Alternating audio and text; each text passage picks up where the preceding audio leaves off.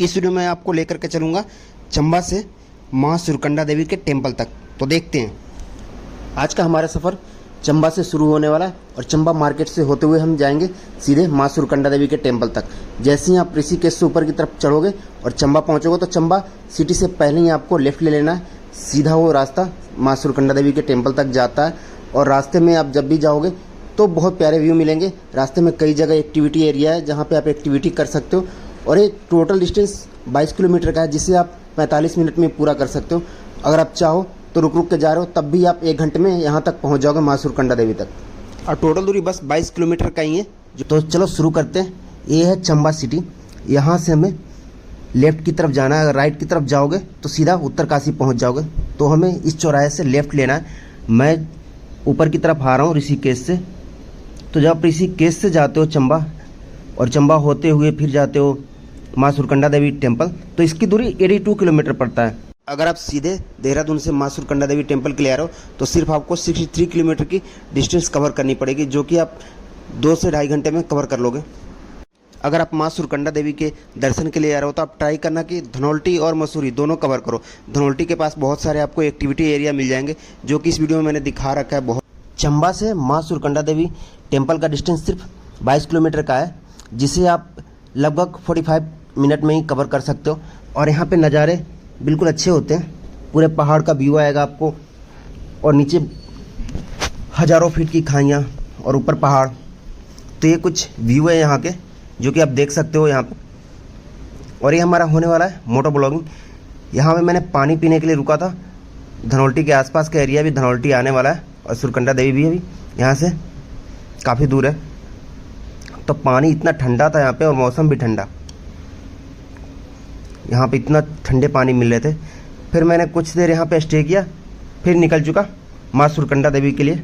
और यहाँ से जो डिस्टेंस है वो आप इस पर देख सकते हो बोर्ड पे सामने, मसूरी का कितना है। यहाँ से हमारा माँ सुरकंडा देवी का डिस्टेंस बस 12 किलोमीटर आ गया और 18 किलोमीटर धनौल्टी का और मसूरी का 44 किलोमीटर। तो आप इस रास्ते से आप सारा चीज़ें कवर कर सकते हो, धनौल्टी, मसूरी, और फिर आप देहरादून जा सकते हो। और नहीं तो आप मसूरी के बाद सीधा चक्राता के लिए भी निकल सकते हो। तो ये आपका सर्किट कंप्लीट होगा अगर आप हर्षिल के ट्रिप पे हो तो इस तरह से मैं जा रहा था हर्षिल से होते हुए माँ सुरकंडा देवी, धनौल्टी और मसूरी की तरफ।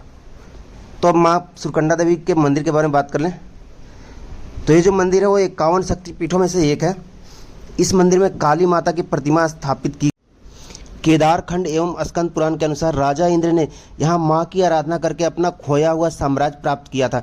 यह स्थान समुद्र तल से करीब 3000 मीटर की ऊंचाई पर स्थित है। इस कारण यहाँ से बद्रीनाथ, केदारनाथ, गंगोत्री और यमुनोत्री अर्थात चारों धाम की पहाड़ियाँ नजर आती है। इसी परिसर में भगवान शिव एवं हनुमान जी को समर्पित मंदिर भी है। और रास्ते में बहुत सारे एक्टिविटी एरिया पड़े थे, तो कितने सारे एक्टिविटी हैं यहाँ पे। तो अगर आप आ रहे हो तो एक्टिविटी करने के लिए भी रुक सकते हो। यहाँ पे रास्ते में बहुत सारे एक्टिविटी आपको मिल जाएंगे, जैसा कि यहाँ पे आप देख रहे हो,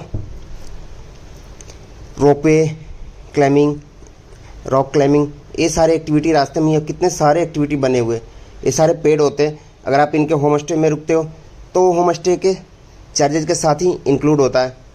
ये देखो कितना ऊंचे ऊंचे बने, टायर वाले भी है, सारे एक्टिविटी यहाँ पे। कुछ तो होम स्टे वालों ने खुद क्या ही बना रखा है, तो आपको एक्स्ट्रा पे नहीं करना पड़ेगा। यहाँ पे साइकिलिंग वगैरह का है। ये देखो इनका अपना है, सामने इनका होम स्टे है और यहाँ पे इन्होंने साइकिलिंग, रोपवे वगैरह सारी चीज़ें इन्होंने कर रखा है अपना अरेंजमेंट। तो अगर पीक सीजन में आ रहे हो तो थोड़ा कॉस्टली होता है, ऑफ सीजन में आना ज़्यादा बेटर होगा, आपके बजट में भी आ जाएगा। काफ़ी अच्छा व्यू भी है यहाँ पे और रियल एडवेंचर का फील होगा आपको यहाँ पे। ये देखो कुछ भाई लोग यहाँ पे एक्टिविटी कर रहे हैं। चलो तो हमारा सफ़र अब शुरू हो गया आगे के लिए। और बात कर ले पौराणिक कथाओं के अनुसार देवी सती, उनके पिता, देवी सती के पिता जो राजा दक्ष थे, उन्होंने यज्ञ किया और उसमें शिव जी को नहीं बुलाया था। इससे अपमान शिव जी का हुआ और फिर माता सती ने अपना प्राण त्याग दिया।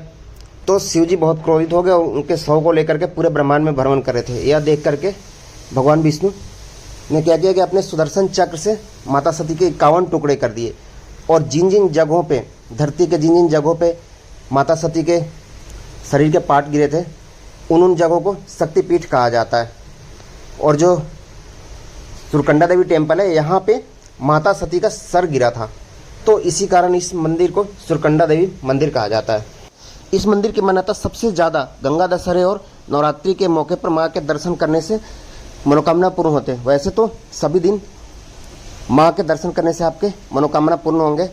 और यहाँ की जो खास विशेषता है सुरकंडा देवी की, वो क्या है, सुरकंडा देवी मंदिर की एक खास विशेषता यह बताई जाती है कि भक्तों को प्रसाद के रूप में दी जाने वाली रोसली की पत्तियाँ औषधीय गुणों से भरपूर होती है। तो इसी के साथ हम लोग पहुँच चुके हैं माँ सुरकंडा देवी के टेम्पल के पास। और यहाँ पे देखो कितने भीड़ होते हैं, और बाइक वगैरह भी आप लगा सकते हो, पार्किंग का कोई उतना दिक्कत नहीं है। अगर बाइक से आ रहे हो तो आप किसी शॉप के आगे ही लगा देना बाइक। मैंने भी वही किया था। एक भाई यहाँ पे बैठे हुए थे शॉप पे, मैंने उनसे पूछा तो उन्होंने बोला ठीक है कोई नहीं, यहाँ पे लगा दो आप। प्रसाद मैं उनसे ले लिया था। और थोड़ा जाम का स्थिति है यहाँ पे, क्योंकि रास्ते थोड़े पतले हैं और भीड़ बहुत ज़्यादा होता है।